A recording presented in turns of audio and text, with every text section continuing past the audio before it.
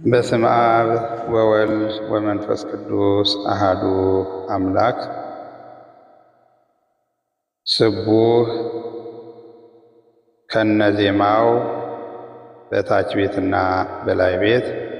ከዚህ በፊትም መቅዳቴን አስታውሳለሁ። ነገር ግን ብዙም አይሰማም የሚል አስተያየት ስለደረሰኝ በድጋሜ እቀዳላችኋለሁ ማለት ነው። ከሰማኒ ጀምሮ ሰማኒ ካህን ነው የሚለው ሰማኒን የሚመራው ካህን ነው ማለት ነው።